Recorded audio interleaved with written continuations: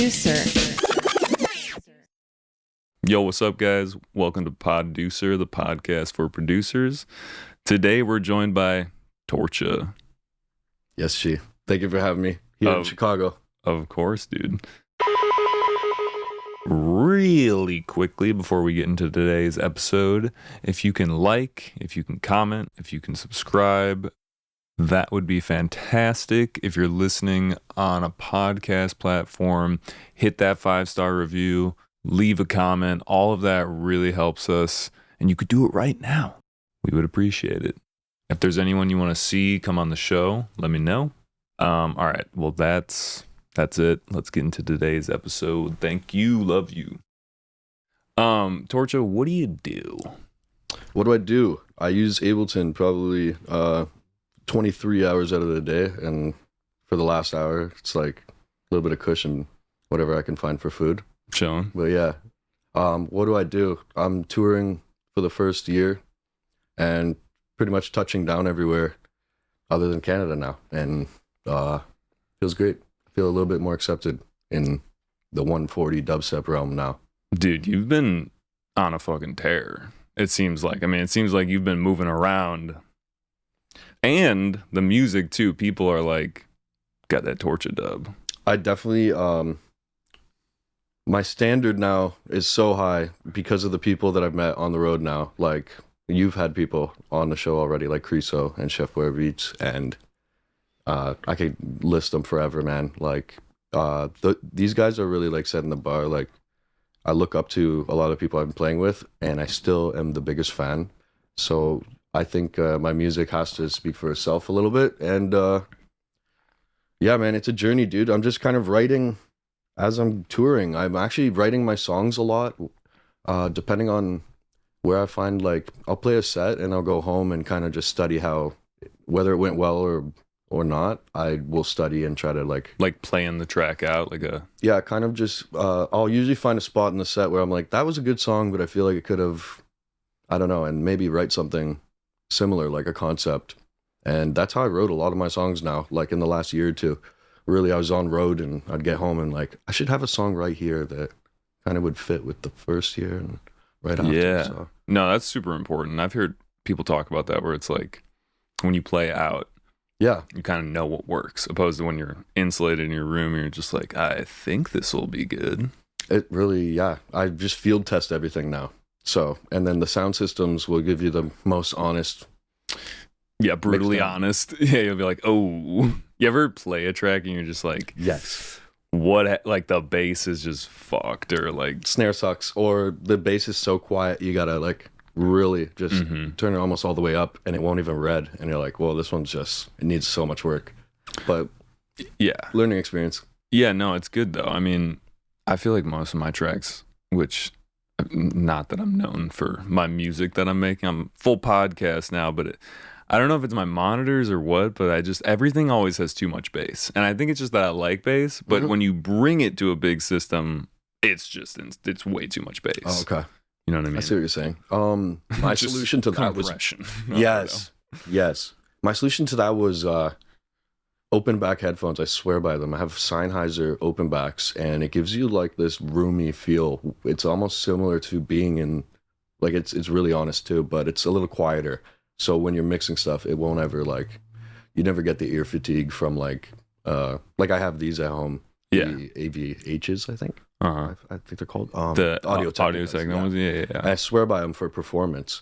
But yeah, I started switching it up. I actually don't use monitor speakers at home. So field testing is everything when I get there.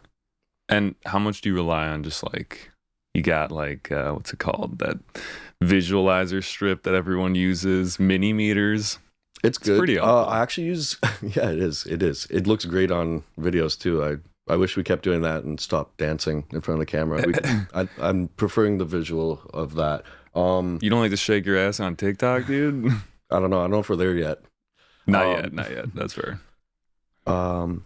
Yeah, I actually swear by the Vision 4K or Vision 4X. It's by Noisia. They made their own.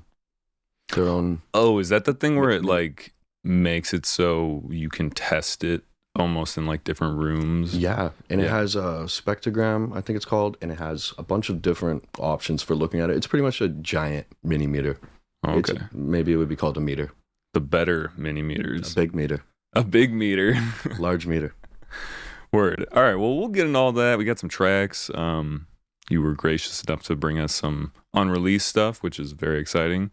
But let's just do the basic boilerplate question that I ask everyone, which is, what was your first concert that you attended? My first concert was a metal concert in Toronto. It was Slipknot, Disturbed, Dragon Force, Billy Talent. God damn, what? Um, That's hard. yeah, it was wild. It changed everything for me. Once I saw Slipknot up there with like, I don't know how many members are in that band. Just one guy on like garbage can drums, and it literally, yeah. I used to love metal music. You could tell by like my logo and The everything. logo, yeah, My for sound sure. is super dark. I love just like chugging guitars. I'm a big Disturbed fan. My brother got me into them. And I've seen them like I think 3 times now. I mean, it's not like the hardest No. of the metals. No. And some metalheads would be like, it's like new metal. Mm-hmm. But yeah, like almost like in an alt rock world. yeah. I really like Suicide Silence and like Job for a Cowboy back then, and like the real like what would we call that, grindcore, even hardcore. hmm But can't listen to it all the time. It's so aggressive. Dude, it's funny, just every single person, I swear, that makes the type of music that you make is like my first shows were metal shows. It's Yeah, just there's got to be something. there's something there. Yeah, because I think it makes oh shit, lady. I think that there's something there. I mean, I think it's just the heaviness. Yeah, like I was saying, like the chugging guitars. I think people have compared drone metal. It's called drone metal, so it's really like almost one note. Uh-huh. A lot of my stuff sounds like that, like inherently, just Uh-huh. after listening to it for years. Yeah. Have you been making dubstep for like the majority? I'm actually glad I'm here to talk about this because Yeah. I'm a very eclectic artist and I have so much to show. Yeah. I feel like, yeah, dubstep is like what I've always gone back to. So I've been producing on Ableton for like maybe going on like 12 or 13 years now. And I've just been like a background character, just loving it. Like I'm still the biggest fan, but yeah, until I could put my tracks side by side, I never really felt like I was able to start doing the thing. So once I could side by side my songs with another, really artist I look up to, I started doing it then. But yeah, I love house music. I used to play techno in Toronto. I started as a top 40 DJ actually. So when you listen to my sets, like they're chaotic. Like it'll go from one thing to the next. It's because I used to play hip hop and a lot of that stuff doesn't blend, and you got to find like ways out of those songs. So Yeah. It's like finding the way out. Yeah, for I sure. definitely still mix like that. And like in Toronto, like there's a big DJ culture too, man. It's crazy. It's an eclectic city too. There's not just one thing. So Yeah, I've heard that someone was telling me that Toronto is like kind of where some of the club culture, like bottle service type culture started. Would that it started in LA, and I think it was Vince Carter who brought it here, or there's a couple of guys who are credited with that. I think it was Vince Carter and another basketball player who were playing for the Raptors at the time. They would go to LA and come back home, and they were like, there's no bottle service here. Like that's how we party, like at a high, upper echelon. the upper you know what I I mean? don't really fuck with the bottle service. I definitely don't. And Yeah. it's in our, my kind of music is, I think it's very far from that. So it doesn't, we don't look for those people in our crowds. But yeah, I think it started in LA, and then a couple years later, I think it was Vince Carter who started it, and Tracy McGrady. I might be wrong. Shit, no, you know Yeah, the I think names. So yeah, I pretty feel sure. like that's lining up. I did have a question about Toronto. Like the DJ scene for the type of music that you make, and I'll just say like you do make an eclectic bunch of music, 140, dubstep. You got like a track that we're gonna listen to that's more UKG. They kind of all like go into each other in the sense that people that like bass music normally aren't too elitist, like in the sense that they're okay with other stuff. Obviously, there's the people that are just dubstep. Yeah. But I mean, how is the scene for that type of music in Toronto?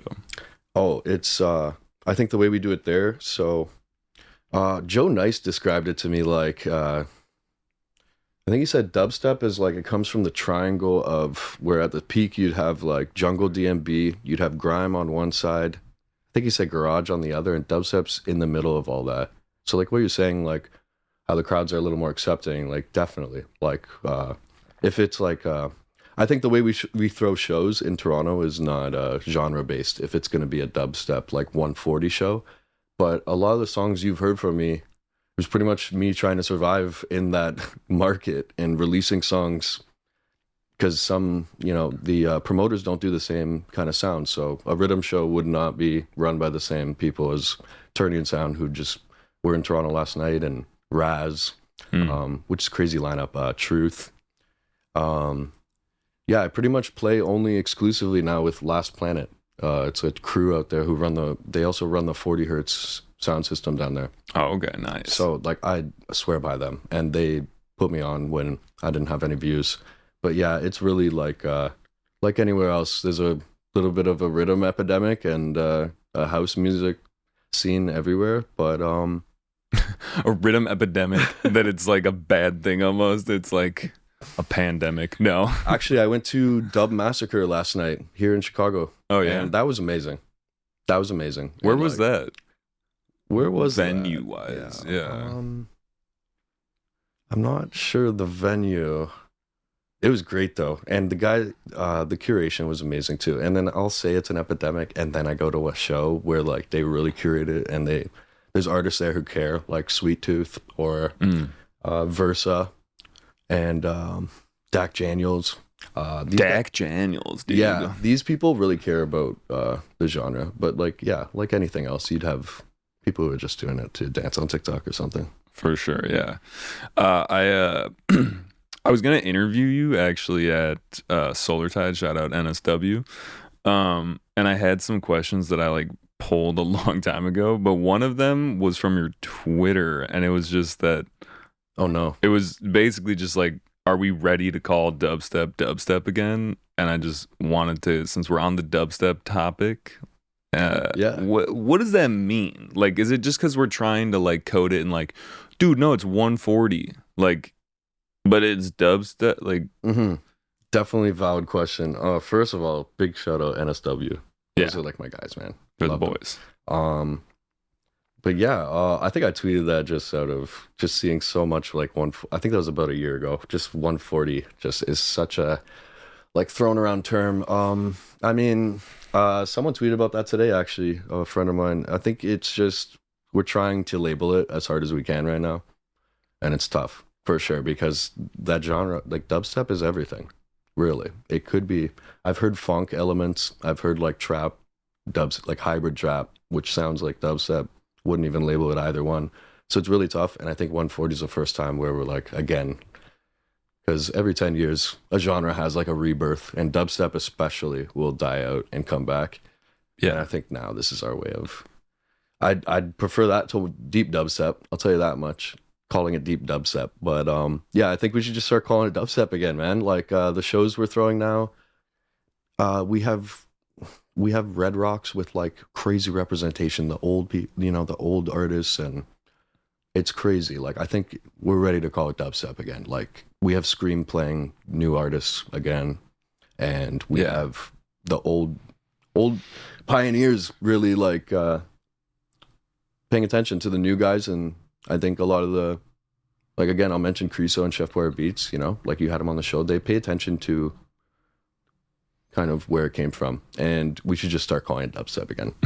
I feel like also Twitter is just a place to like send out your random thoughts into the ether. It's okay, and that some people, it's just like an outlet, you know what I mean? So and there's a medium to it that it's like these inner thoughts or like these definitely potentially like controversial, like let's see what people think about this one liner, there's an art to doing X. I think so. Yeah. But also, I was going to say about the dubstep thing, I feel like there might be like a bad mark on dubstep because the bro step era. So like when you say dubstep, most people who are not in the scene or listen to music will think of robot noises, that era of music. That one Skrillex tag on Scary Monsters. Yeah, Just dude. instantly hits them like. Yeah, like, oh, yeah. And if you go back and listen to like Scary Monsters and Nice Sprites, it's, in my opinion, it's kind of unlistenable because it's just so like, it just has such a characteristic sound. It's so niche to that era. Yeah, I mean, it was cool at the time, definitely, and it's still cool to me. Like, I'm like, damn, yeah, this shit was crazy. Like, when I was in high school, this is what I wanted to listen to. That's what people want to listen to at parties. You play that now, I don't know if it aged the same way. No. His new stuff, so iconic. Yeah, and he evolved, for sure. I'm happy he did. Yeah, me too. I think that there is kind of this black mark, definitely, on dubstep. I think other people might even go to rhythm when you say dubstep. Yeah, like they would just instantly think Square 4 or something like that. Mm-hmm. Yeah, I understand that for sure. I think that's where people are going with the 140 thing for sure. I feel like I always end up talking about genres at the start of the show, and then inevitably we just go, it doesn't really fucking matter, but Barely. Yeah.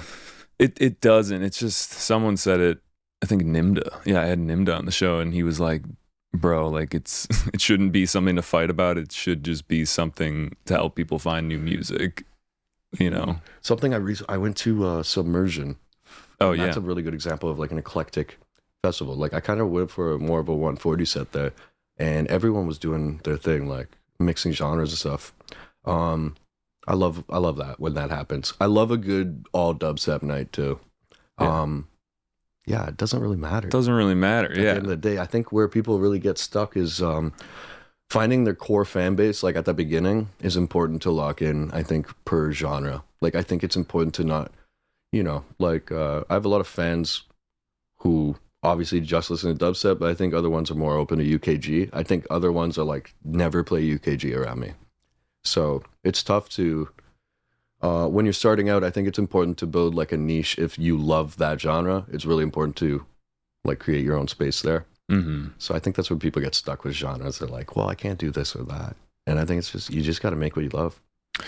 Yeah, like coming from the space of like, I'm going to make whatever I want, but then it not having like a line through it that people can follow. Definitely. And then it just becoming like, what is Torcha? Or so, not you, but like, be like, what and it can get confusing, especially early on when there's not much to look up. If you give them too many options, I don't know if they have much to go off of. For sure. You know what? I was talking about this with someone, and I was saying that like, in my repertoire of like people that I listen to, the reason that I listen to them and come back to them is because in the past they've showed me that they know how to make like a hit, like a track that's really engaging. And I feel like once you can get to that level and get that trust, for me, I kind of don't care where you go.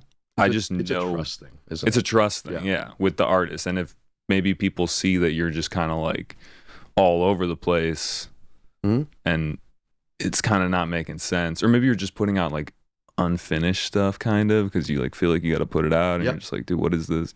I don't know. I just feel like, yeah, there's a bunch of artists where I'm just like, any new things they put out, I'm just like, well, I'm gonna listen to it, even if it's just for the one time. I think it's so important to build a trust with your fan base a little bit. I think that's where I guess I would fit into that genre based thing. You're building a trust with them, so later when you show them maybe DMB, like I'm trying to release later, some like tech step kind of 1985 type stuff, I think maybe people will be more accepting then after they're like, well, he can hang.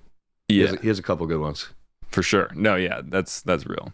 Well, all this genre talk, I was thinking maybe we start out with a little, a track of sorts. Is any of these like a dubstep track or?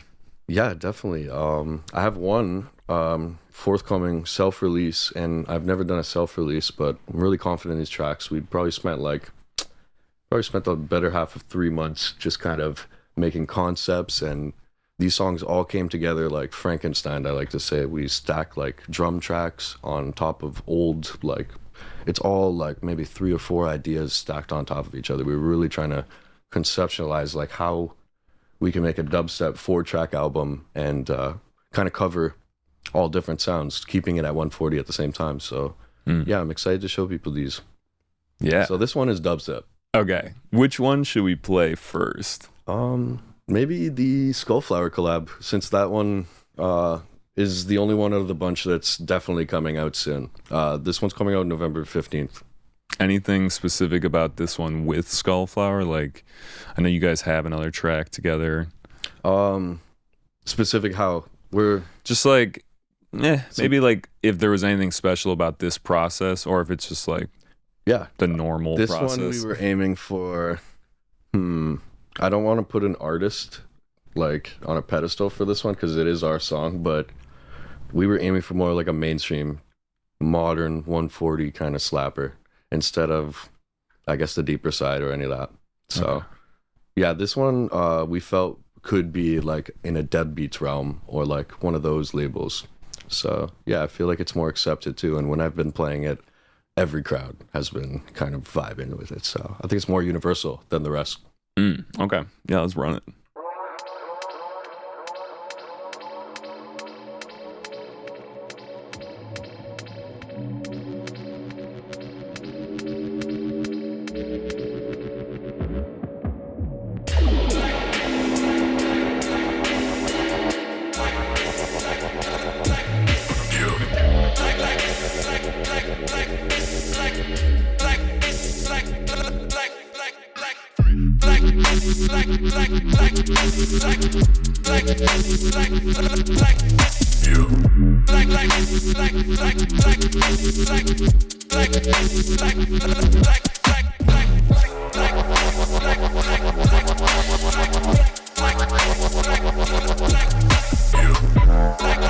Yeah, this at the festival. Cheeky switch up.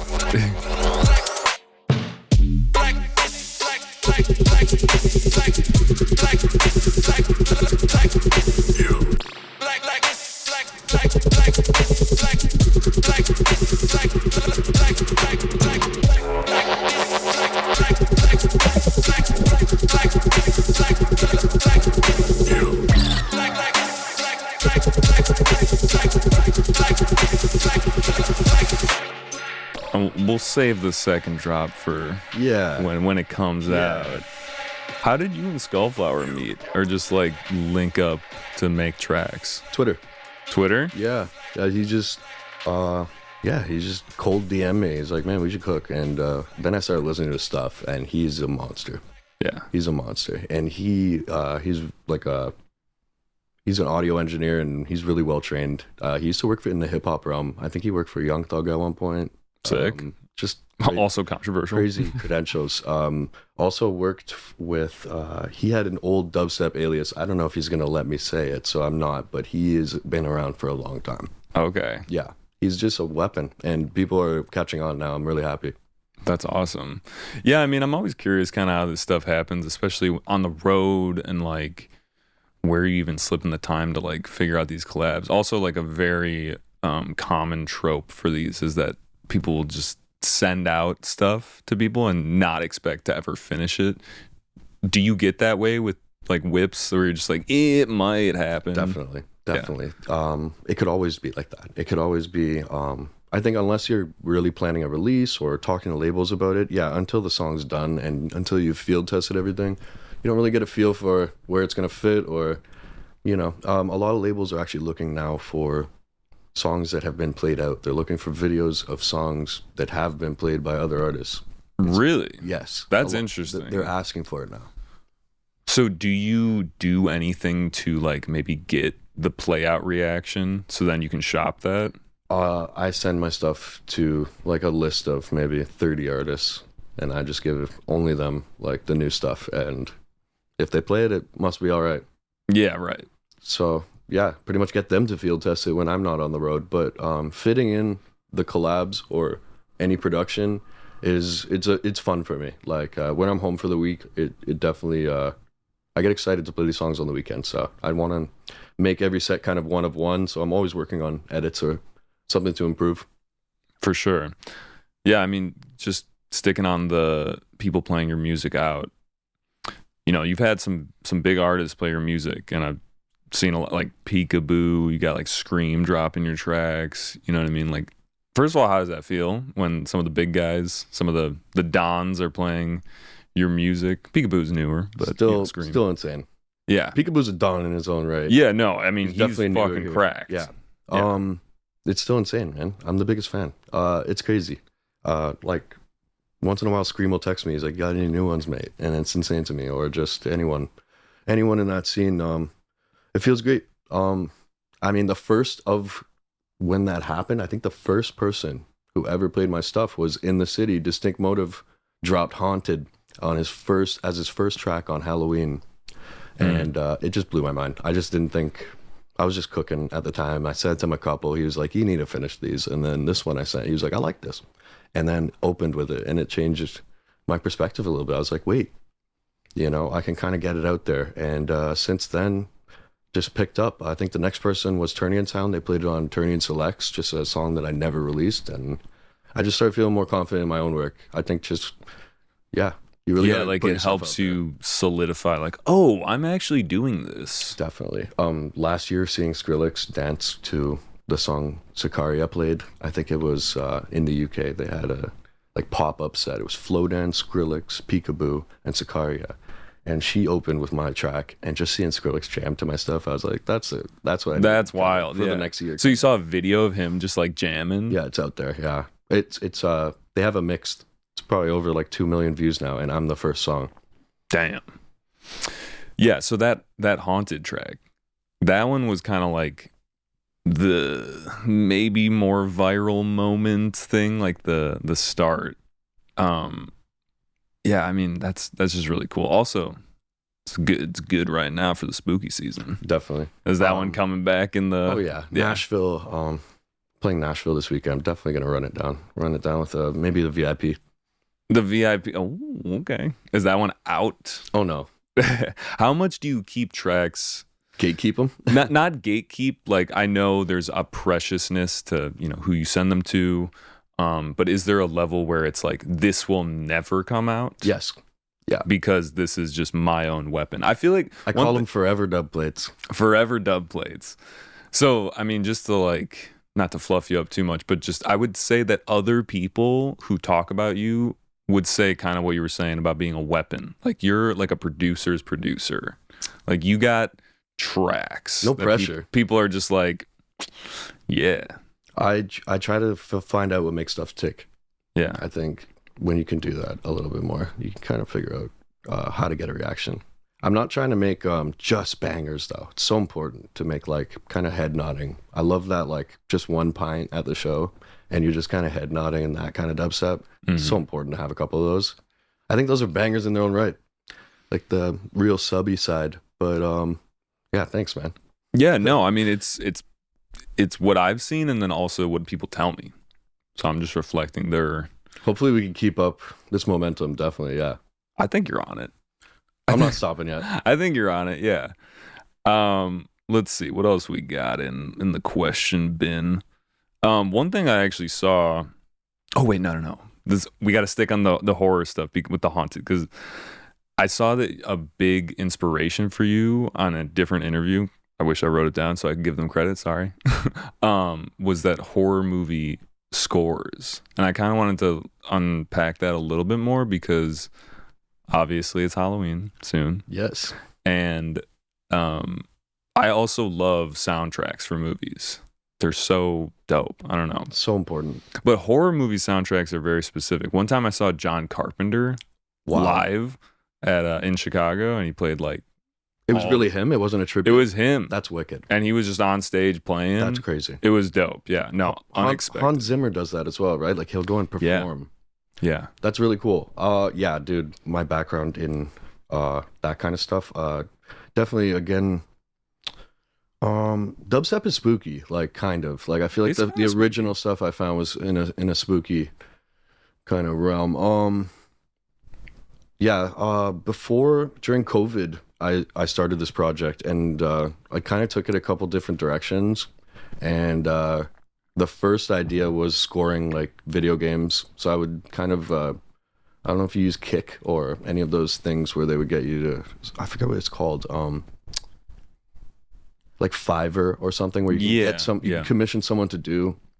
Anyway, so I was looking for soundtrack work, and Ended up doing a couple soundtracks for like Steam games and stuff like that. Oh, cool. And then I really started diving deep into like John Carpenter and the instruments. Like they'll just the way they use drone notes and just to create like a.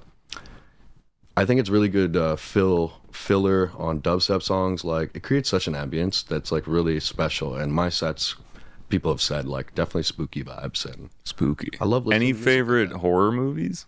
favorite horror movies. In recent time, I'm not gonna probably. I love Hereditary. Great. I think that's a great I movie. put that on the other night for my girlfriend, and she hadn't seen it, and I was just like, I don't know if I can watch it. It's kind of spooky. That's spooky that's right a now. very scary movie. Like first It's first fucked. movie in a minute that really got me. Yeah. Um, That director, he's got some there's other something there. Yeah, he's got something going on. Didn't he also do what was it called, Midsummer, or like, That was also horrific. or maybe it's the same company? Yeah, it's like a it's similar A24, vibe. A24. Yeah, okay. And I think Hereditary is kind of the. Oh man, it's the best of the bunch. But yeah, that's a great. My favorite out of those is well, The Witch is good too. If you've seen that one, Yeah. that one's good. My favorite scary movie all time is Sinister. Okay. That one's fucked. Yeah. The music in that is dark. Like it's so spooky. They nailed it. Yeah. I think other than that, the soundtracks that really inspired me like would be like John Williams, anything John Williams, but it's For not. sure. It's not in a horror genre, but other. But scary- I mean, dude, fucking, well, we got Star Wars, Jurassic Park in there. Like, yeah, I'm big on Star Wars. yeah. Big on Star Wars. Sci-fi. I like I sci-fi. love horror sci-fi. a lot. Did you see the new Alien? I didn't yet. I just dying to watched see it. it. It's good. It's good. It's a good Alien movie. Like, I'll just say that it's kind of, you know how they go. You know how aliens. There's alien always movies deep go. lore too. Yeah. Really deep lore. Like they'll add little tidbits where you're like, wait, Yeah. yeah, Like the Prometheus. Like when they Yes. went into Prometheus, I was like, damn, this is because it's a good one. I love sci-fi too. yeah. It makes you think. Sci-fi horror. Hmm. Have you ever played Dead Space? Yes. Dude. Soundtrack to that's banging too. Is it? Yeah, it's like very quiet, like just drone notes and Oh, that just game? SFX. That was the first game I played in that genre where I was like terrified to play it, So but it was good. like so addicting in that sense. You feel really helpless in that game. Yeah. It's great. And Yeah. it's the Also, mechanics Silent of it. Hill. Love Yeah. Silent Hill and Resident Evil. Love those games. Mm-hmm. Yeah, those are bangers. What else I got? I mean, I was never really like a horror But I mean, horror game movies. player either. Probably my other favorites. I like oldies like Amityville Horror, like okay. some of the originals. But yeah, Have you ever seen Rosemary's Baby? yeah, That's a good one. That's one of the OG horror Spooky. movies. Yeah. Yeah, I mean, it's just like the plot is good. The best horror movie I've seen as of recent is this movie called Late Night with the Devil. Okay, haven't seen it. It's a good one. It's like this like almost like Johnny Carson show type of vibes, and it's filmed very much in that way. And they have like these guests on the show for this like one night, Okay, I think And it's a it's- trailer. and it gets fucked. Like, Okay, and it just progressively gets more fucked, and you know, it's just good. I don't like those scary movies where it's like just loud yeah, and pop out. that's gimmicky. It's cheating, Yeah, it's gimmicky. in my opinion. Yeah, they used to do them all like that, but like one of my faves is Blair Witch Project Oh yeah, for sure. Like Yeah. that's a special movie. it's freaky. I watched that not too long ago, and I was like, my girlfriend hates scary movies, and I make her watch them. All of that happened, and the date today is October 27. I think all of that happened on October 27th. By the way, like That's it will give spooky. you the date. So That's spooky. Yeah, dude. I don't know. It's just fun. I don't really watch horror outside of like this time of year, but it's fun. There's something fun. It's like going on a ride. definitely. You're just like, I don't even really like roller coasters though. That's not my vibe. Yeah. Yeah. I'll just turn all the lights off and just watch them alone. That's horrible. That's scary You're enough. crazy. You watch them alone, Oh man, put some headphones on. That'll get you. dude. That'll fuck you up. No, I'm not like that. That's another level. Like you're saying, it's definitely adrenaline chasing. Junkie. A little yeah. bit. Yeah. Yeah. Do you have that side of you? Like, are you? I mean, when you get on stage, like that's definitely gotta. It's there. Yeah. The adrenaline I get from going on stage. Some nights I don't sleep when I get home, and sometimes I haven't. Like seriously, haven't. Just off pure adrenaline. I'm not tired. I'm just like I get home. after playing in front of a crowd, and that's everything for me. It's Yeah. everything. It's like the biggest rush, and depending on the crowd, like, can really change the way you handle the next month of your life too. Like, you could literally run off those vibes Yeah. for a while, for sure. Yeah, dude, that makes sense. One thing I wanted to ask you, and we're kind of jumping around, but I also like to do origin story a bit. I saw that your dad was a DJ, and I'm curious, what kind of music did he DJ? I have his whole record collection he passed down to me. He found by accident, I think he found house music when it wasn't a thing in the 80s. And going through his collection, I'm like, dude, you were like an EDM head. Like, so Before like, it was called yeah, EDM. yeah, like New Order and like Blue Monday, you know that song? It's fucking Yeah. You start your day with that song, you're Yeah. gonna have a good day. I'm saying. And some of that stuff, yeah, like the original 4x4 kind of banging, like, and he has like Rammstein records, and Oh yeah. I just feel like that was the first kind of instance of that. But yeah, he it didn't work out for him. He made a family, and I think at like 14 or 15 he stopped kind of, and you had to lug records around back then. I mean, so I what would is have, that? you know, Yeah. I don't know if I could do that even now, but yeah, no, he was. My family is big on music. My mom is like a singer, and she can play any instrument. Like, it's crazy. You put in her Really? hand. Yeah, she's just, yeah, they're really talented like that. But now, more recently, my dad listens to like my kind of stuff. Like, he's big on DMB actually, which is funny. Really? Yeah, he likes Liquid DMB. Oh, I fuck with Liquid. Me and your dad. Yeah, I get it. He can hang.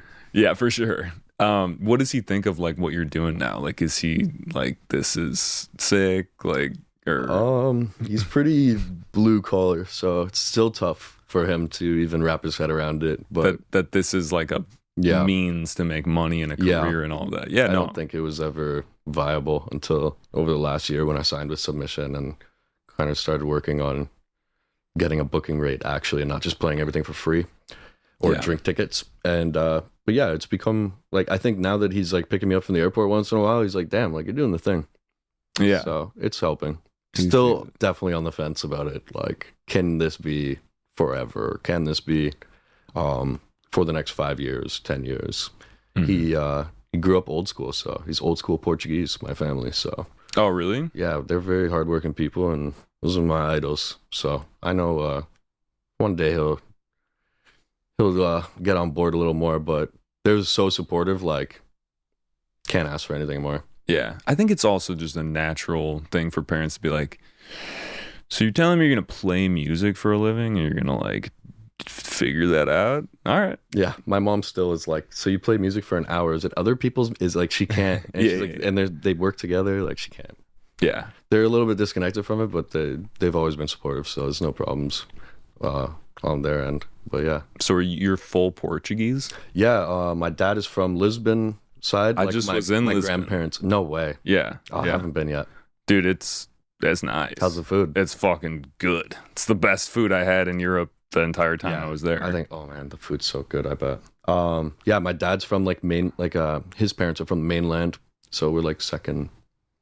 They migrated to Canada in ages ago. But yeah, my dad's from long time ago. mainland. My mom is from the island, so I'm kind of like a Portuguese. Like, what's that island that's really fucking nice? Azores probably. Oh, She's from São Miguel. there's another one where they call it like the Hawaii of Europe. It starts with an M. Madeira. Yes. Yeah, Yes. But the island's like probably amazing. Yeah. so nice. I'm sure. Well, like my family is Greek on my dad's side, and my yaya, which is my grandma, she was from the mainland, and then my papu, which is my grandpa, was he was an island boy. Okay. So yeah, maybe Okay. there's Yeah. I feel like they get hated on by like their extended family for doing that. Like, they're so proud about where they're from. It's a bit, so fucking the proud, politics yeah. there. It's crazy. That's how it is with Portuguese people too. Definitely. Yeah, they got shunned a little bit for. They're like, "What do you mean you're marrying an island girl?" Yeah. Oh, Oh yeah. that's how it is. Same thing with like Italy. They got like the north and south. It's just people just get all up in their feels about shit. It's crazy. You're not they're like very us. proud. Proud is the word for sure. So it comes Yeah. down to that, and then can be a little bit not good. So when are you going? Is that in the books? Dying to go next year if I have time. You gonna play a gig? Oh my gosh, I'd love to. Europe is on the list for sure. If I can get a Euro visa, definitely locking something like that in. I would love to play in the UK next year. It's definitely a goal of mine somehow. Was getting a visa to the US from Canada a pain in the ass? Or is it easier because you're so close? Than like Europe? Submission, it's definitely easier when you're closer. Yeah, like it's just a separate process. I think it's roughly the same, but if you're going further, it's more money, I think, really. But with an agency, it was super easy. Like they set me up really nice. I didn't want to do that alone. You can pretty much throw money at it and they will not approve you if they don't want to. So I didn't want to take the risk, especially since I started this year. I got a little bit later, so I didn't really know what the plan was 100% if I was going to do this. So like for American touring, but yeah, when I finally locked in with submission, they were like, it's an easy process, don't worry. And it was really quick and easy. So yeah, that's one of those things where you're like, all right, we'll get an agent, it's time for that. Okay, really quickly, I just wanted to go back to the family thing because you said your mom's a musician as well, like a good singer. There's always this thing where it's like, did you grow up in a musical family? You know what I mean? Would you say that was like, were they like shepherding you into the music? Like, yeah, accidentally, they definitely did. Accidentally, Definitely. But I feel like you got parents that are like, I want my kids to be a musician, which it doesn't seem like that's the case because your dad is still like, they're realists. Realist, yeah. But yeah, and then you got other people where it's just around the music in the household. It's always around though. The music is always around. Like my dad is always playing music. My mom always played music growing up. She can play like the accordion, the mandolin. Like she would always just bring stuff home, like different instruments, and then start playing tunes on it. And it always blew my mind. Yeah. Yeah. That's crazy. I mean, that's amazing. Family, for sure. Very artsy. Do you have siblings? Yeah, I have 3 younger brothers. Are they into the music as well? Not really. No? There's one who's definitely into it, but he only likes video game music, so yeah. Which is cool too. He teaches me a lot. Otherwise, no, not really. They like hip hop. I mean, yeah. I like hip hop too. So you're kind of the black sheep slightly. Oh yeah. Okay. Oh yeah. Wearing all black. Oh yeah. It's all good. I'm growing into it. No, it's good, man. Sorry, I'm just also deleting something. No, don't go full screen, bro. Sorry. You never go full screen. You never go, dude. Do you go full screen in Ableton? Sometimes, yeah. Maybe actually. Now I'm thinking about I was talking about this with someone. I was like, "Who goes full screen?" I mean, sometimes you got to help you lock in. This is way too nerdy. We're not gonna go down that road. I think we hit another track. I think we're at like a decent midpoint. Which one should we hit now? Could give him maybe the second one on the list. I don't know. This is a cheeky work in progress. With Zeds dad. Yeah, okay. Let's get into really quick a little backstory. Like how I saw one of your tweets that was like, just got a track back from Zeds dead. I'm fucking gassed. Yeah. This has been through a bunch of renditions now. I've been talking to both of them. Obviously, they're based out of Toronto originally, so it was easy for me to start linking up with them because I think they heard of me through Scream, and someone's like, I want to get a track done by him. Then suddenly the wheels started turning, and their agent hit me up to play Red Rocks. Got home from Red Rocks. It was amazing. They do like a 4-night run in Denver. Different sets every night. Mission Ballroom, Jamboree outside, and all different sets. It was insane to me. But yeah, after that, post that, they were like, we should write something. And I just went over to Dylan DC's house in Toronto and we just started cooking a couple. We have like a few, but this one has some sauce to it. It's kind of get you in your feels a little bit.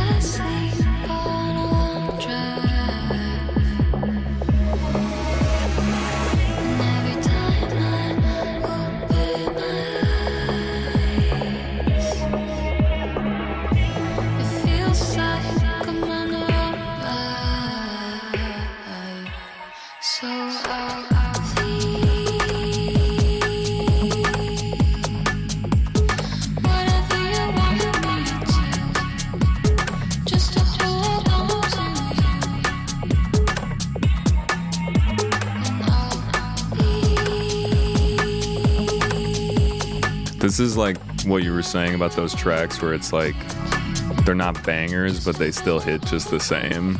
Yeah, it's super important. We went through so many versions of this, yeah.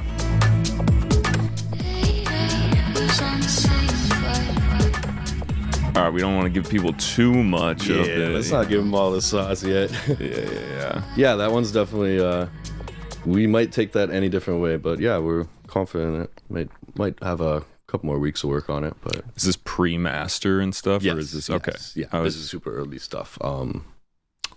Yeah, I sent them like a loop. Essentially, there was no drums, there was no like anything happening with it. It was just like what you're hearing at the kind of on the bottom layer of that. And what they sent me back blew my mind. Like I could not believe that day. That was a crazy day for me. They sent me back Jenna on the vocals and like a fully kind of like concept for a song. And I was like, whoa, they like it. Like, let's keep going. And so since then, kind of been sending it back and forth, but they're very busy guys. I bet, yeah. So whenever they get a chance, though, they do hit me up. So maybe we'll see where it goes. Yeah. Happy to tease it here. I've been playing it a little bit. Yeah, it takes on a couple different forms. We're just seeing where it goes.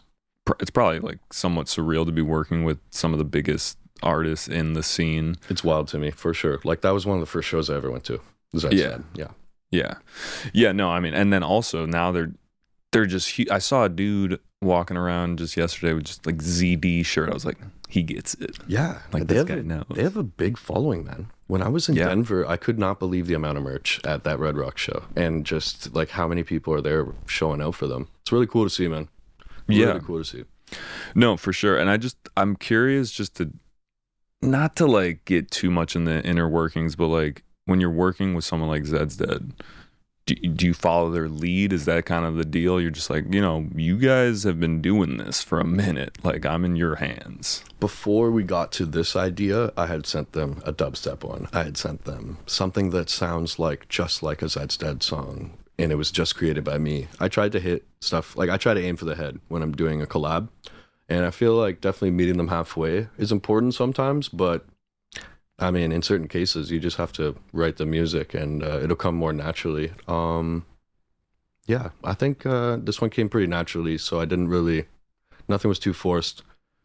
Certain collabs for sure, though. Yeah, you want to you get a bit nervous. You're like, well, let's kind of lean toward their sound a little more, but you don't want to sacrifice any integrity for your own sound.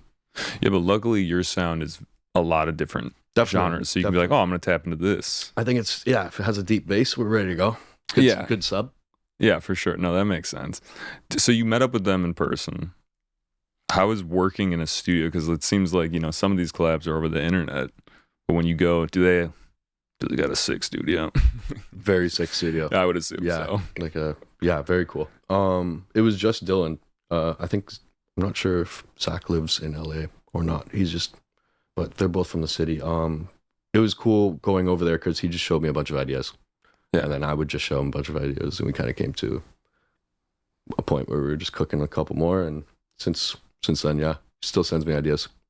Those guys are hardworking, man. Like, dude, it's very hardworking. I don't understand how you can even do it. I mean, I guess there's a point where you do it for so long that you know where you can cut corners, where you need to focus your time and energy. It's special. And their ear, I think the way they know what to play, it's really special. Like being eclectic like they are too. Like sometimes you'll get a full dubstep night from them. Other nights you're gonna get something different. That's hard to do tastefully, in my opinion.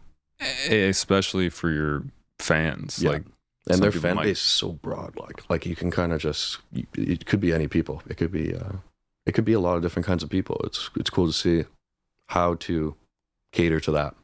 Yeah, is that something that you look towards to be like, how do I do that? Because you don't want to be pigeonholed, right? Definitely an amazing example of that. Skrillex as well. Crazy example of that. Those are big dogs in my eyes. I think there's a couple more very eclectic artists, but it doesn't happen too often. For sure. No, yeah, it's hard to do. I mean, if you're in the game for a while, maybe you can figure it out, whatever. But I also saw one of your tweets that was like, we mentioned some names before, but was that we need a triple XL or an XXL of dubstep. Yeah, the freshman list. The freshman list, yeah. We absolutely do. Someone's would got be to throw that cool, together. yeah. Someone's got to throw that together. But I guess they gotta call it something slightly different, but if the concept is there. Because I always loved looking at that. Like, who's the sophomore class? Yes. Who's the freshman class? I think that'd be great for the scene. Yeah, no, for sure. Maybe I could get on something like that. I could see you curating something like that really well. We could do that. But so, in your opinion, we'll include yourself in there. I'm gonna include yourself in the freshman, or maybe do you feel like you're at freshman or sophomore? Yes. No, I'm freshman. Okay. Freshman's a good place to be. It's fun because then you don't also. There's less rules too. Yeah, I feel like once you get really solidified, then you're like, oh, what can I do? But who else is in this class? We mentioned some people like Chef. Freshman class. Greasy. I don't want to do anyone dirty by telling them they're freshmen.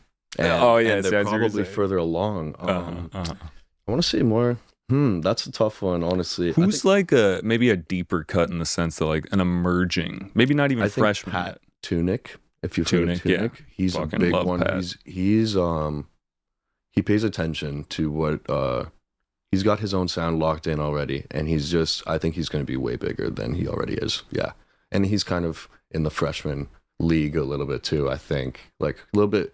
He's been in it for a minute, but he's really getting like these next few releases he's going to put out are really great too. He sent me a couple. We actually have a work in progress too. Nice. I'm happy to hear that. Yeah, dude. Fucking shout out Pat. Shout out Tunick. Also in the sound system culture, like has his own sound system. So yes, that's like a whole other thing too. Yeah, he cares. Like I'm saying, he really cares about the sound and where it's going, where it came from. I love people like that. I think it's super important. I had Creezo on the show and he was saying, he's like, I'm scared that we're going to lose some of that lineage of like where people don't know where it came from. Yeah. And I think that people that are in it, like you and the people that care, you can tell because it's kind of in the name. Torcha is almost passing of the torch. I'm trying to pay attention to where it came from. Like I really played like really old deep cuts and Mala and Scream songs, and it's not because, it's because they're still good. Like they fit right in the sets with the new stuff, and we need to pay more attention to that. Also, these guys should be making more money. Like these guys, some of these pioneers, like they really, they're like, I think they should be bigger than they are. Some of them. Yeah, like I just played with Youngsta in Reno, Nevada, and he's just an amazing DJ, still releasing music steady, like still has his label running, and I just feel like he's just not one of those names that is up there. And it's a couple pioneers that just are so slept on. So big part of my stuff is showing the kids a little bit. Is that actually part of where the name comes from? Yeah, it's very. It's not just one thing. It's a bunch of things. There's like some SEO elements in there, I think. Yes. Like there's some stuff. I tried to make it short as well.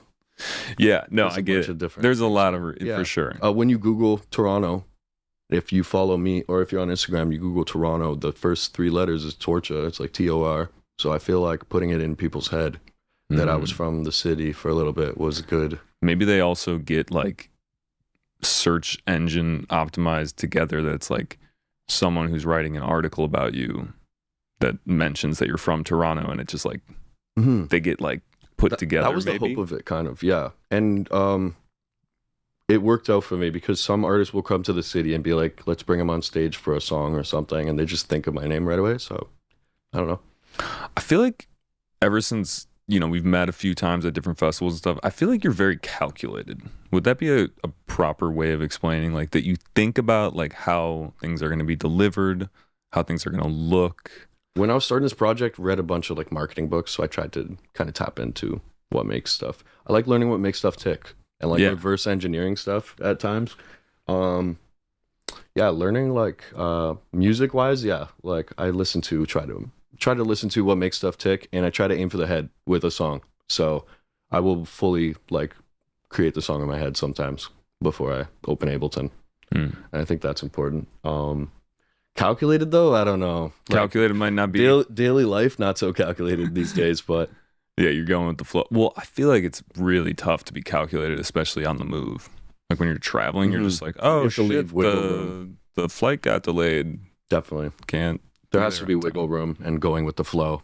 Yeah, but I try to, music-wise, try to aim for the head. Branding-wise, all of that. Like I really pay attention. There's nothing I put out that's like, I made it. I've pretty much thought it out. If it's a Torcha, it's a Torcha work, yeah, for sure. And then I also wanted to talk about the fire on the head.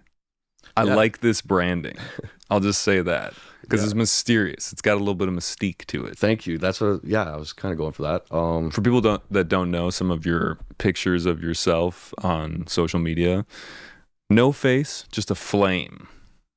And I'm the torch. Yes, that's interesting. I thought, dude, you got to get a helmet that somehow you can light on fire. It would be so sweet if I could so pull dangerous that off somehow. Like it would be sick, but then the only problem would be that people would just be like, if you like burned yourself or something, like you tweeted out like, guys, I'm in the hospital, like I got 3rd degree. Here burns. we go again. That you'd be like, people would just be like, yeah, I mean, you're wearing a fire helmet. Yeah, there would be less. There might be a way to do it though. Yeah, it could be cool. That would be nuts. That actually started from I didn't like the picture. Oh. And I covered my face in fire. And then it kind of became a thing. Now I'm doing it. Yeah. Yeah. That's funny. And people have told me they only put 2 and 2 together with Torcha and the fire just now when I've done that. So I'm happy I did. I feel like it was immediate. Just Torcha for me. I was like, that's good. Yeah. That's good. I'm glad at least sometimes you could lean into it in a way, like get more pyro. Definitely. In the future, that's going to be the only thing on my rider. Just Red Bull and pyro. Yeah. Have you ever played a set where the pyro, like you can feel the fire on you? And you're I've yet to play a set with pyro. So who's going to pop that cherry? Yeah. Pretty big on the list. Hit me up. Yeah. Yeah. There's these guys, Incendia. They do. Have you heard of them? Yeah. I saw CLB at North Coast, and it was like in this fire pit. I did see that. You got to play one of those. Yeah, that looks wicked. You got to get in. Shout out Max CLB, Chicago's big shout out. Yeah, fucking cranks out tunes. Yeah. Last night, I think it was last night or the night before. B3B, Taiki New Light, Nick P. Oh yeah, CLB at a what's it called? Yeah, maybe it was Halloween. Halloween. Yeah, wicked. Can you imagine that? I've heard Halloween's dope. Yeah. Yeah, wait, actually this could be interesting just because you've been to so many festivals. What was the one that you were just like maybe not expecting it to be that great, but then you were like, damn, or just like, I don't know. Yeah, what was your favorite of this run? That's a tough one. The one that caught me by surprise was definitely Infrasound. I did not know they party like that down there. I did not know how much of a homie fest it would be. Like literally just hanging out with your other DJ friends, and the DJs are all in the crowd with everyone. And they had 360. I played a 360 set at 4 p.m. and I never had a set go off like that at that kind of time slot. And I've like the utmost respect for the scene down there, like wicked. And the people, they love the deep cuts. They love what I was playing, and I didn't feel like I had to sway either way. But you could just do your thing. Yeah, and it really surprised me. I should have stayed the whole weekend, but I had to leave the next night. But that one really surprised me. I'd say one of my fave festivals though, Soundhaven. Love Soundhaven. Yeah, shout out Soundhaven. That's shout out Jared. Yeah, dude. Fucking, he's got some nice hair too. Oh, luscious locks. It's so good. Yeah. That's where I saw you last. Yeah. That was fun. Soundhaven was. I drove down there and it took a minute, but like once we got there, I was like, "This is where we're supposed to be." Yeah, it was fun. It's amazing there. Yeah, vibes are great. And then that side stage feels like a main stage, and it's amazing. Yeah, the side. So this actually, your guy that was emceeing for you, it's Ray. It's Rack J. Rack J. Yeah, I felt like he did a great job. Yeah. He was killer. He's one of one, man. And I wouldn't do an MC set without someone I really would trust like that, especially since we were like one of the only people with an MC. I think one of 2 people with an MC there that weekend. How did you guys link? Was this like another Twitter, like internet thing? A little bit. Yeah, I think think I met him on socials. He just caught wind of one of my songs, but where I've heard of him, I actually have one of his vinyls. He's a producer too. So I have a vinyl of him and Logan got released on, I think, System Music. But I heard of him ages ago, and he just hit me up one day. He's like, I'll rap to one of your things, and then a year later, we're getting booked based off that demo. Like we're at Soundhaven. Just we didn't have many other songs together too, so it's really, really special that we got to perform in person. Like it was crazy to me. And shout out Jordan Rackjay, man. Like he's just really talented and hardworking. Had you met him before that festival? Never. You just met him there, yeah. Yeah, it was pretty crazy for us. And you're like, yo, we're gonna be performing together. So crazy. He never had a festival booking as well, so that was his first time at a festival. I think he was telling me that it was first time in the U.S. too. Maybe that's not true. But I met him. It might be, yeah. And I was like, damn, we're doing a lot here. Yeah. He's great. He's hardworking. We have a couple more coming out too. The Skullflower demo is part of an album, and one of the songs on there is called Element Fives. Literally wrote it the second we got home from Soundhaven because we performed on Element Fives. He's like, mate, we got to write a song about these speakers. Yeah. He was obsessed with it. He's like, this was crazy. So I'm sure you're super spoiled when it comes to good sound systems. This is just going to be another favorite question. Do you have a preferred sound system rig? Got a shout out. I got a shout out Element Fives one time, and then I don't know. It's a close second of the 40 hertz back home. I love the 40 hertz sound system. I think Element 5 take the cake for me this year. Sound quality wise? Yeah, like they got mids and highs locked in where that low end is still banging. It's so special. It's hard to explain really. You gotta go see them. And the infrasound stack they had was wild. Like I was playing and feeling the wind on the back of my neck from the bass, and like I was like, this is cooling me down. This is a lot of bass. From the speakers. Yeah, a lot of bass. You ever get concerned about like the loudness? Like do you protect the ears? Yeah, I have tinnitus pretty bad. I got some of that too. Yeah. Just working on, Music, surgeons insure their hands, like, so you got to protect your tool. It's tough though when you're performing and you need to hear what is happening, and like, it's sometimes you might have to maybe not use the same earplugs. I actually have two pairs where it's a little bit more decibel, a little bit less for the other pair. But like you said, I'm playing on a lot of sound system. I'm lucky enough to play sound system gigs, so earplugs, like you can hear everything with them. Do you wear the plugs when you're playing? Yeah, because I mean, not all plugs are created equally, obviously. No. Like, do you have like the custom? I'm using the Loop concert tubes. I know what you're talking about. Yeah, dude. I mean, whatever works. You know what I mean? I've heard the mold is really where you can get the mold's proper, good. Yeah. I have a pair, but they're kind of hard to get in there. You got to like twist them in. Yeah, it's weird. Which feels weird. I don't use them as much either because they're expensive. So I bring them out. I'm just like, I don't want to lose these or something. So teeny tiny. Yeah, I mean they're like, and you can get different filters, so you can be like, oh, this one's like 12 dB. This one's like negative 16 dB. I have the negative 19 or negative 18. I think it said, but they don't always. Sometimes you can't hear anything too at certain venues. So it's a tough game you have to play as a DJ for sure. And then at home, I'm just banging it out on my headphones. So headphone. It's a lot of ear fatigue. But you were saying that the open backs, at least that saves you a little bit. Yeah. But I mean, you're sitting there and you're into a track and you're not just like, oh, I gotta stop. Like I'll get there sometimes. Yeah. That ear fatigue is real. After this year, I've been more cautious. Yeah, for sure. You get home and your ears are just ringing. You're like, well, that's not good. I'm never gonna hear this tone again. Yeah, I'm never even gonna hear my music again. Word, dude. Well, I think let's play another track. Let's play this last track, and then yes, sir. I have these question books that I recently bought, and I've been I've been asking people out of the question book. So we'll do one of those, and then we'll do the wrap-up question. We'll get you out of here. This one is the Mellow Man remix. Anything to say about this in particular? I kind of fell through with this one. So this one, I don't think many people heard this one. Started as a demo I wrote for Red Rocks. Played it. And then I started thinking it sounds a lot like Phil, Distinct Motive. Sounds a lot like Distinct Motive. And then he even said this sounds like This lot sounds like a lot like and me. then ended up throwing the Mellow Man vocals on it.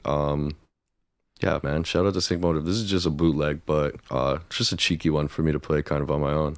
Yeah. Shout out Distinct Motive for sure. Big time. Another dubstep lover. I love how his thing is just like dubstep. Like, he'll just say it and it's like, yes. Mm-hmm.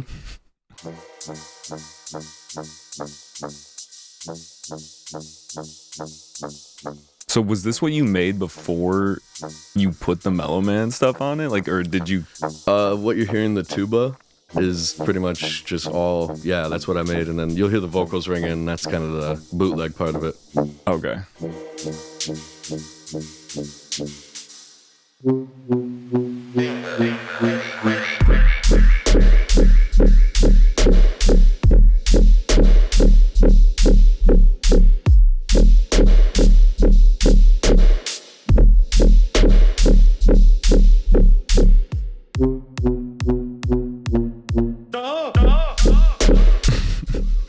What is that sample?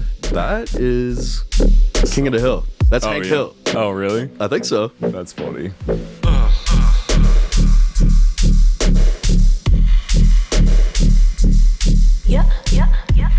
Yeah, I've always loved how clean his tracks are, so I dirtied this one up. I feel like I can hear it though, you know what I mean? Like it is funny how you guys landed in a similar spot for this. Yeah. Yeah. So that one, That's a forever dub blade. that's a forever dub. I think so, yeah. Yeah. How many do you think you have that are forever dubs? Oh, jeez. We could go. The list is long. Yeah. Like 20 plus? Or like the real playable ones I'm confident in. Probably got 20 of those forever dub plates. Yeah. Yeah, dude. No, Anything that's can happen. I could release it in the end, but yeah, out of respect for Phil, and the new Mellow Man remixes are wicked too. yeah, no, love for it. sure, for sure. Yeah.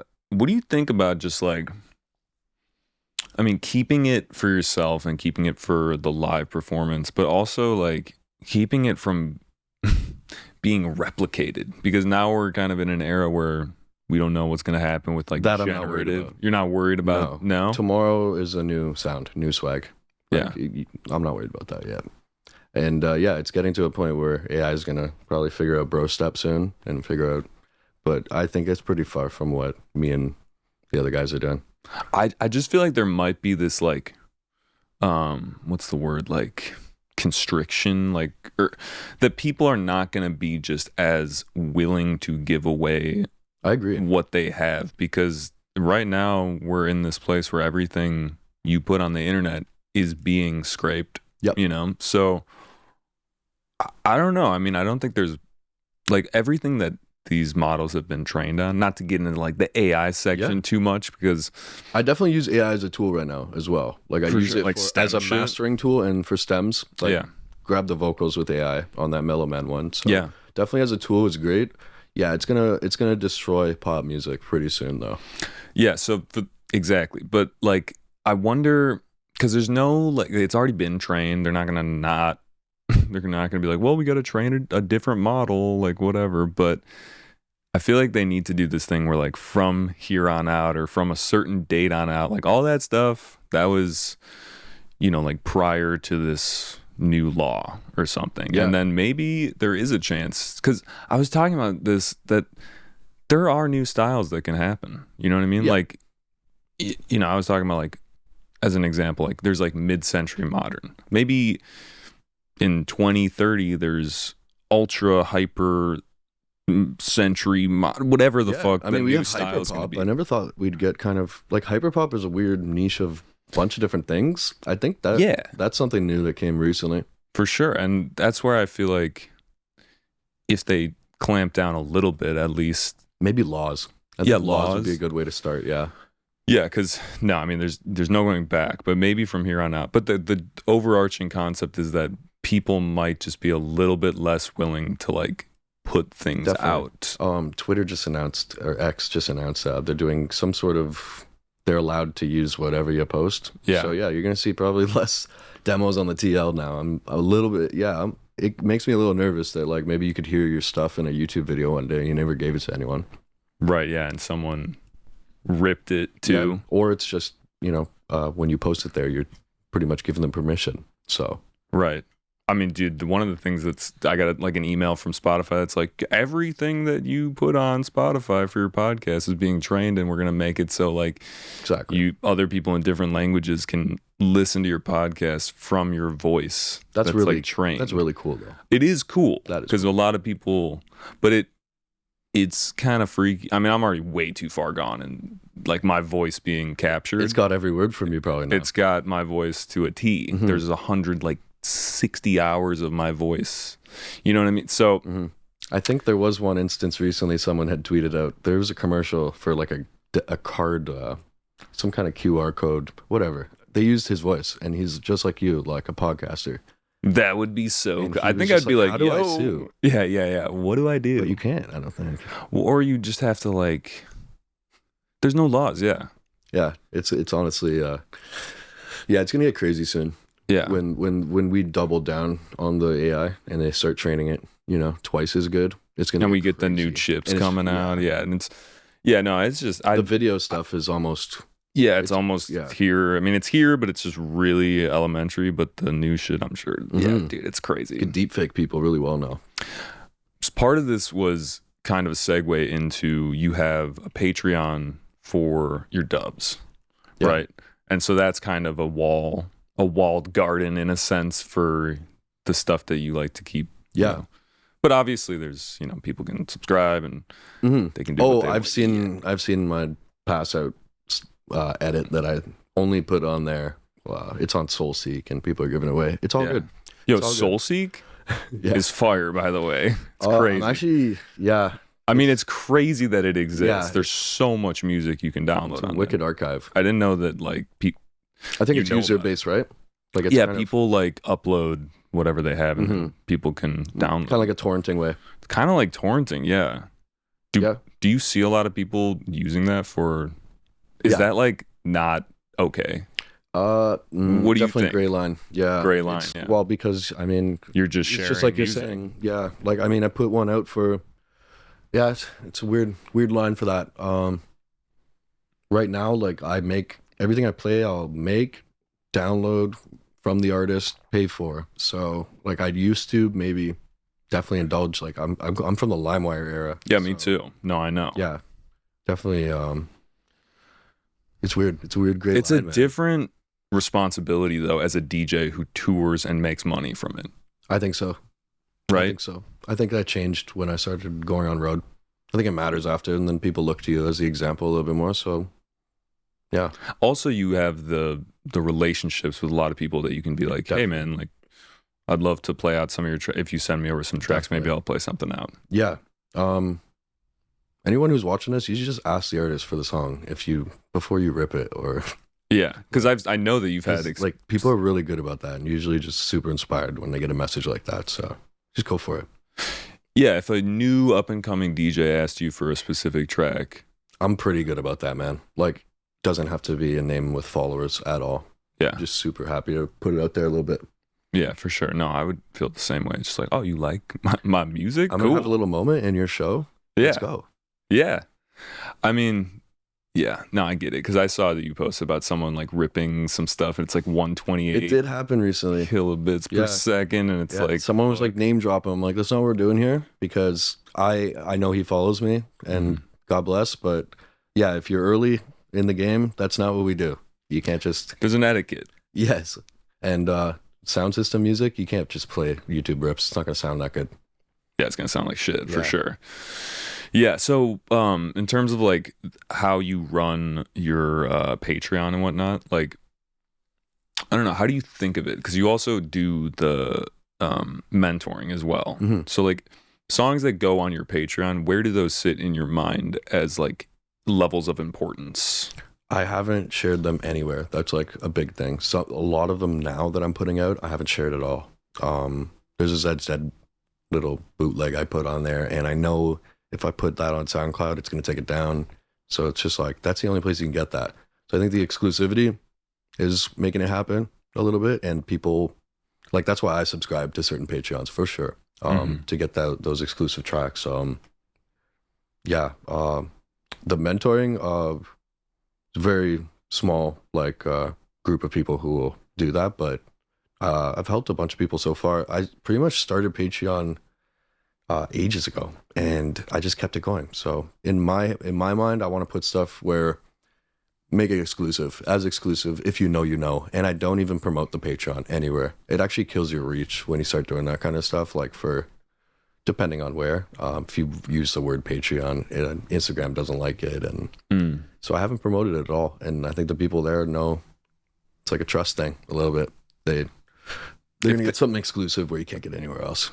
Yeah, if they look into it and they know you, they'll find it on your link tree. And like, if you want to tap in, you can tap in. Yeah. Type of deal. Yeah. I mean, it also becomes really draining when you're just constantly telling people like, join my Patreon. Yeah, exactly. Were you saying, how did I pick the songs? Yeah. Part of it was just like, where do they sit? Because like, I'm sure in your mind, there's a bunch of different bins. Like you make the tracks and then you maybe organize them later. And one of the bins is these never leave. The premise of my brain. Yeah. And then there's another one where it's like, these ones I will let go as an exclusive thing. And then there's tracks that are out there for anyone. That's a good point. Yeah. I think the ones on the Patreon definitely are copyright problems. So Gotcha. Something that doesn't fit. I put a lot of bootlegs on there, so it still sounds just like me, but I want to be super careful to not be the bootleg guy. So many bootleg guys now. So not everything. I'll go to people's SoundCloud. It's just remix. It's like trying to keep it. I mean, to an extent, not so much like that. I want to put out as much original music this year as I can. So I'll use the Patreon kind of as an outlet for still releasing bootlegs, and I'm happy I have people like them. Yeah, for sure. I get what you're saying. The stigma of I just do flips and remixes. I think when booking agents and promoters will look to that too. Like, can he kind of make his own stuff? I think remixes are a lot easier to make than because you got half the track almost. That's how I always felt too. But and I will say though that some of those fucking flips are just banging. Yeah, they just go some so of them, hard. Yeah, I've heard flips that are better than the original sometimes. Yeah, and it's something for the audience that there's maybe that vocal element, the song that they know, but it's flipped in a different way. Putting a different song from a different genre in the 140 context is it's so dope. Like, it's definitely a kink of mine. Definitely, just to put wubs on a cheeky, I don't know, rapper song or something. For sure. And you know that it's probably going to pop. Oh, yeah. Yeah, so it's good. Okay, so you think about like where these things are, but it's just, I get what you're saying about the original music. You got to have that because it's longevity. Important for me this year, just making, I think that makes everything last, man. Like, you kind of have more to go off of too, and you can't post to streaming bootlegs. So you've had a lot, like even on SoundCloud, they get real. Depending, yeah. Damn, and that changed a little bit. I mean, I feel like SoundCloud was back in the day, like you could just put whatever you wanted on there. It was super chill, like Carmack days. Yes, Carmack would just post like 20, 30 songs in a night. Some bootlegs, some not. Yeah, it's crazy. And you just be like, all right, I'm downloading every one. We're still playing those. Dude, I just looked, I have like a music bin on my computer, and then I have like another one on a storage device. And just on my computer, I don't really have much music, but I just have Drugs EP. That's the only thing I have, but it's just it's so good. Yeah. Yeah. I mean, he's one of the guys, we were talking about this before, that he is like a producer's producer. He makes, people just goat him all the time. You know what I mean? Because he's prolific in how much music he makes. Yeah, and I was telling you, I was like, dude, like that's kind of what I see you as, in a sense that like you are in a similar vein, that like you cook. You know what I mean? Like that's your main. Using those guys as inspiration definitely kind of led me here. Yeah. Yeah. Thank you, man. Yeah, dude, of course.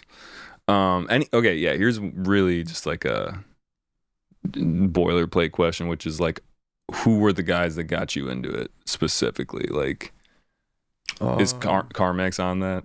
Yeah, Carmack's big on that. Zeds big on that list. The list is huge, man. I know, yeah. Some core people who got me into it. I used to listen to Jake's and Joker so much, like Joker and Like the hyper and Scream and the Tectonic records and stuff.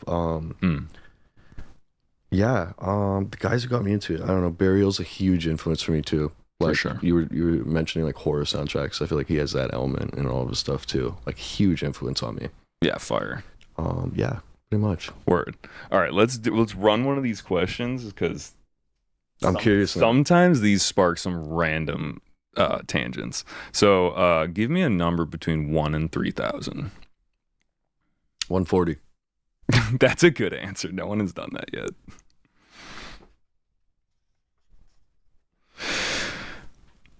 Okay. This is kind of interesting. Have you ever let someone win an argument even if you knew you were right? Oh, dude, this is a good question. Right? Because, man, I've become the person where if you say 2 + 2 is 9, you're right. If I don't like this talk, like really, you're out. Yeah, I'm just like, you're right. Yeah. So is this a new? This is like a this new is new. thing. Yeah, I think getting older, maybe as a man, you just is it just that you let it like just slide off your back? Yeah, certain things, man, you have to let go. You cannot love. Like, not everyone's gonna have the same. I think a lot of people who start arguments are already in their head winning that argument too. So. Yeah, that's real. A discussion would be better, or a chat, trying to figure out. Yeah. Is there a place where you feel like this happens a lot? I feel like in the producer world, a lot of people have their way of doing things, and then other people will be like, "Wait, no, it's this way. No, it's not." Like, if you want it to be that way, sure. And if you want to argue me on that, I don't know. A lot of the time with like engineering and mixdowns, there are rules. There's like math to it, and like leaving headroom and. But I think how you make the music, as long as you're not stealing, like, yeah, that's pretty much there's no rules to that. But in the producer game, there's a lot of snobs who will be like, don't do that with your snare. You got to put it here, or there's no rules. I've heard some crazy mixdowns in pop music recently. So, yeah, in that realm, people are they just want to argue to be right. Or I feel like it's important to hear, especially for young producers, because there's so many people that are telling you what you should be doing and whatnot, and like you're watching all these YouTube videos, and maybe someone has like a way of doing something that's like not really the best way, and then that's kind of just like what you learned or something. YouTube definitely helped me to figure out that there are no rules. Yeah, because like some of the guys I look up to do it completely different than the other.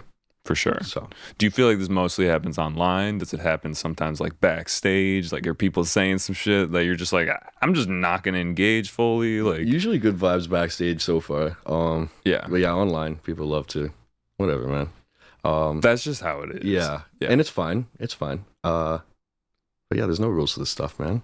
What was another example I was gonna use? Yeah, there's really no rules, man.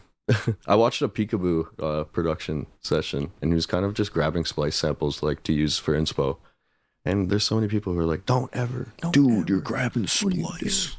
Like, me personally, probably not. Like, I have a huge sample library from like, I have like all the 90s vocal samples. Those are so hot and stuff. Dude, no. Did you get that from the internet archive? I did, R.I.P. Yeah. No, it's gone. I think they took it down. I might ask you for that at some point, just because I was like, I have it bookmarked, and I'm like, I'll download this when I have more space. Yeah. I have too many fucking podcasts on this computer. They take up a lot of room. I can imagine. But yeah, no, I got you. Those are clutch. Yeah. Also, I have these Vengeance packs from a really long time ago. They're making their way back. And those are good. They're making their way back into music. I'm hearing the snares again from those packs. Yeah. And if you really go through those, you're like, wait, it's this song. It's this song. It's kind of neat. It's fun going through it just to hear like, oh, okay, yeah. Also, I always think about that the splice samples are probably all made from some of these earlier sample packs. I mean, maybe not all, maybe some people record stuff, whatever, but like, I think those are the template, yeah. People are combining snares to make a new snare. Yeah. They're EQing them in a way. So it's like, I don't know, I feel like that the sample pack game is a Wild West where it's like all that UKF stuff, it's all Vengeance. A lot of it is Vengeance. So it's cool that like as the sound's coming back, we're like, wait, let's go grab those packs everyone was using in 2009. Yeah. That makes sense too when it's like, 20 years that's like a cycle of music and now we're back to it. Mhm. Where's Cymatics in this? Are they still around in there? I don't know. They kind of had a sick run for a bit though. Yeah. They? They'll come I think back. that's pre-Splice, right? Yeah, I think it was like Vengeance, Cymatics, Splice. Yeah. I really liked Cymatics at the time too. They didn't stick with one genre, so it was neat to have like loops and melodies from other stuff. Yeah. It's cool. Yeah. I feel like their drums Yeah. were really smacking. Yeah. That's what I remember. I think that was a tight-knit company too. I'm not sure if they really outsourced. I think it was the guys who started that company really made a lot of their own stuff with the team themselves. So that's cool. Pretty cool. Yeah, no, that's cool.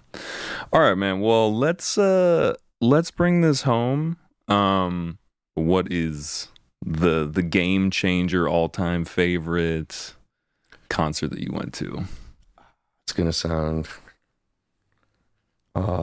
probably the one that did it for me. It was a club in Toronto called the Hoxton. It was owned by the guy from Kenny versus Spenny. One of the guys. I think it's a Canadian show, so you might not get that. There's some banger HBO. Canadian shows. Yeah, though. some of them are good.